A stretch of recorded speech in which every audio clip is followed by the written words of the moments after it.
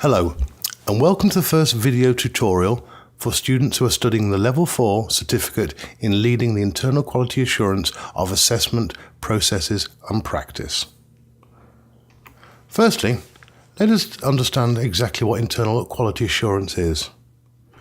We mustn't confuse it with the old qualification, the internal verification, often referred to as the IV qualification. This focused on ensuring that learners' work met the required standard. Now, this is part of the internal quality assurance process, but not all of it. With internal quality assurance, we are talking about a centre-wide approach to ensuring high standards of assessment, teaching, learning and course delivery. And this starts even before we think about delivering a course. So the quality assurance process starts prior to the course being delivered in the planning stage, carries on all the way through the course delivery and assessment phases, and finishes when we do a final evaluation and monitoring of the success of the course. The reason we're doing this is to minimise the risk for learners. We must ensure that everything we do is to the same high standard and that we've factored in as many things as we can to ensure that the learner gets a quality journey. At the end of the day, ultimately, that's what it's all about, improving the learner experience within a course. Let's look at the main roles of the IQA. I think these can be broken down into 4 parts, really. The first role is to plan, operate and evaluate internal assessment and quality assurance systems right across the organisation, as I mentioned earlier. Secondly, is to support and develop tutors and assessors. Thirdly, to monitor and improve the quality of the assessment practice. And finally, but not least importantly, to apply policies, procedures and legislation to meet the external and regulatory requirements. Okay, let's go down into a little bit more detail into each one of these roles. So we'll start with the plan, operate and evaluate internal assessment of quality assurance. This is a primary role of the IQA, where the IQA will spend most of their time. It's about ensuring that everything is in place to make sure we deliver a quality programme. So the IQA will be responsible for writing the policies around quality assurance. When those policies are in place, making sure they're followed through the procedures to ensure that learner journey is a quality event. And finally, ensuring that all the resources are available to allow this to happen. So that's the resources for the IQA themselves, but also for their admin teams and their assessors and their tutors. I say there are many, many responsibilities, and those are just 3 that I've chosen. Support and develop the tutor and or assessor is again a very important role. You need to support the assessors so they can develop. You'll do this through monitoring them, giving them feedback, and from this, producing a CPD plan for them to work through, so that all the time your assessors and your tutors are getting better at that role. You also need to ensure that your tutors and assessors are correctly equipped to perform their role. So make sure at least they have a copy of the syllabus so they know what they need to deliver, important guidance from the centre guidance and policies around the IQA process, the learner data to ensure that they can tailor the programme to the individual needs of their learner, and that may be because the learner has a special need, or it may be that they've got some prior learning so they don't need to do all the course. And finally, I think it's important that your assessors and tutors have your contact details, so if they need any help and support, they're just a number or an email away. The monitoring and improving the quality of assessment and practice really is about actually getting out there and observing your assessors and their tutors,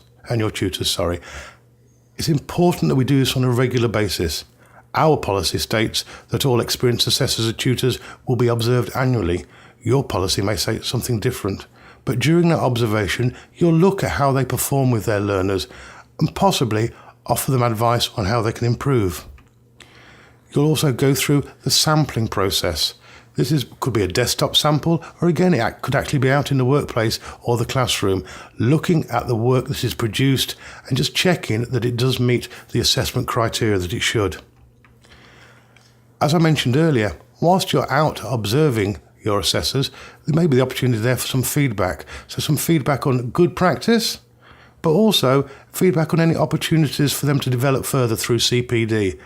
You'll also be feeding back on the samples that you've taken of their work with the students. And you'll also feedback on the feedback that they've given to their students to make sure it is helping their students progress in the learner journey. The final thing that you'll be in charge of running will be the standardisation processes. Again, different centres have different requirements. Here, we say that assessors need to attend every 6 months.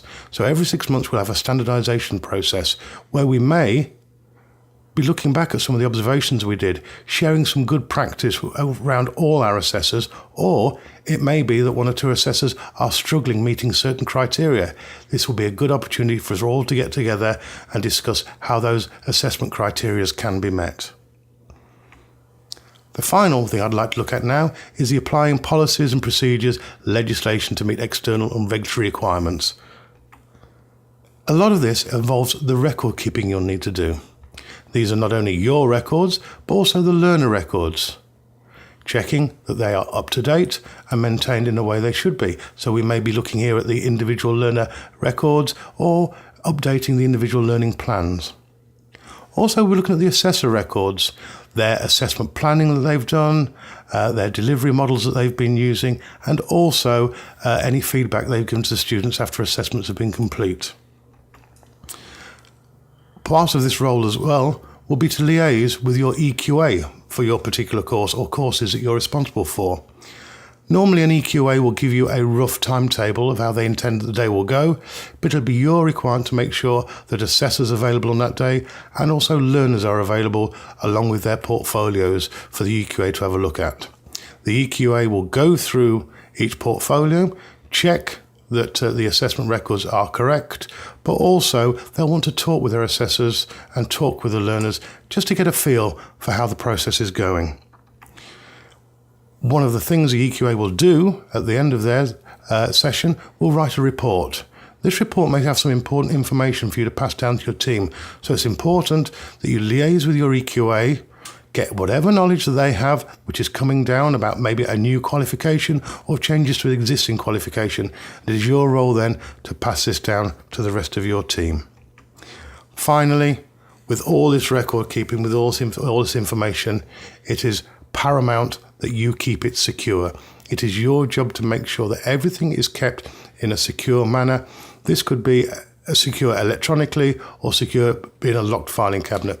Either way, the records that are generated as part of the IQA process, it is your responsibility to ensure that they are secure.